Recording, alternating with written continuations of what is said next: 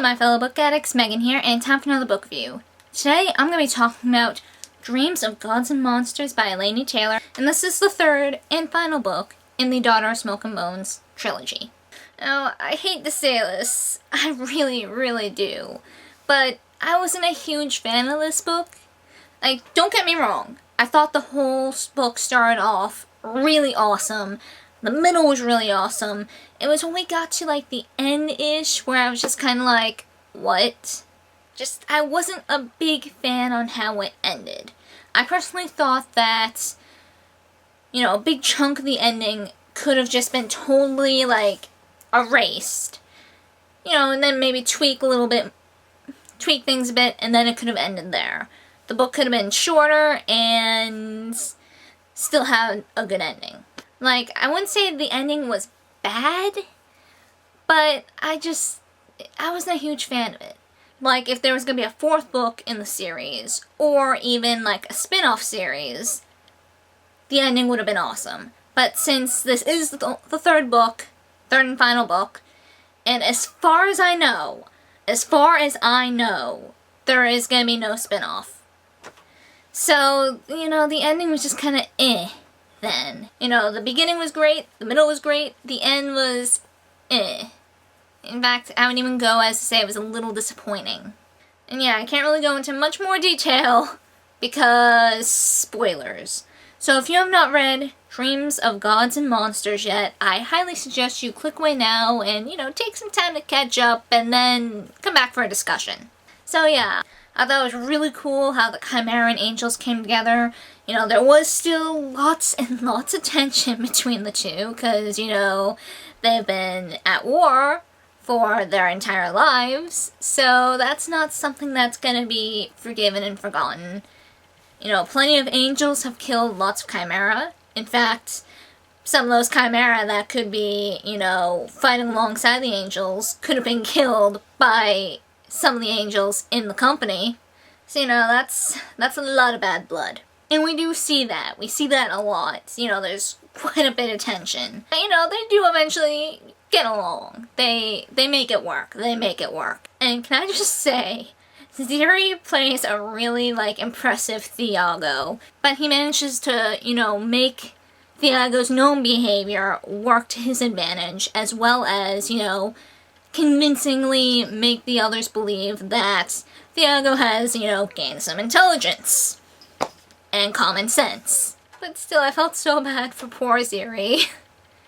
He stopped playing this role that he did not want, but still stepped up to do because it was the right thing to do.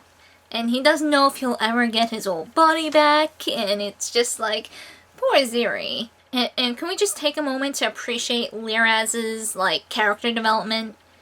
Like, oh my goodness. The change in her was fabulous, and I loved it. She went from this hot-headed, like, killer warrior to someone who could actually, you know, control her impulses. So just go Liraz.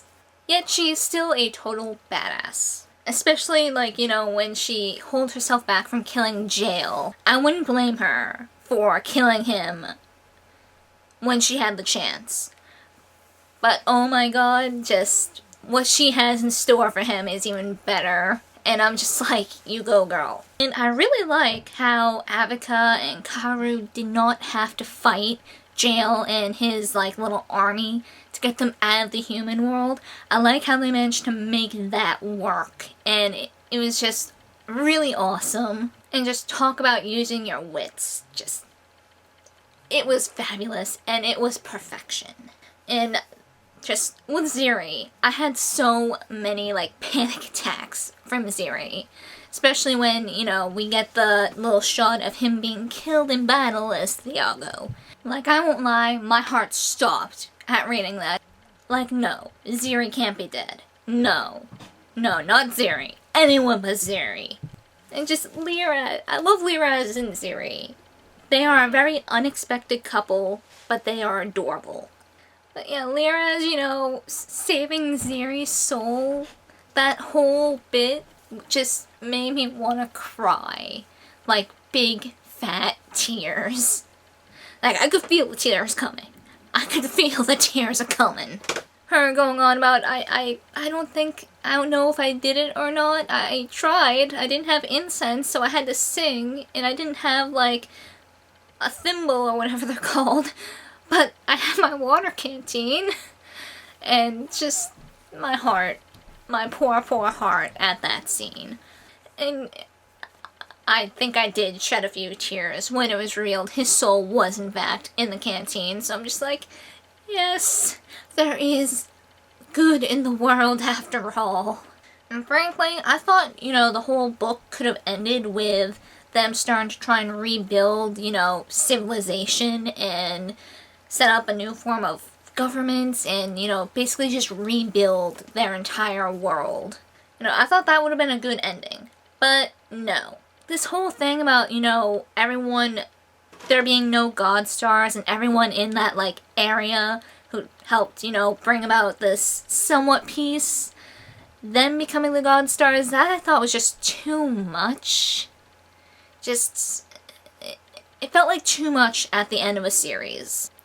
Like I said, unless, there's gonna be one more book, be it a novella or a full-length novel, or a spin-off, then, that felt like something really weird to just drop on us. So I just thought that was way too much. Like, I did like the idea of, like, these, like, total, like, demonic beasts want to destroy everything and all the world. That I thought was a pretty cool idea. I just wish it was brought in earlier in the series. So I didn't like how that was brought in so late.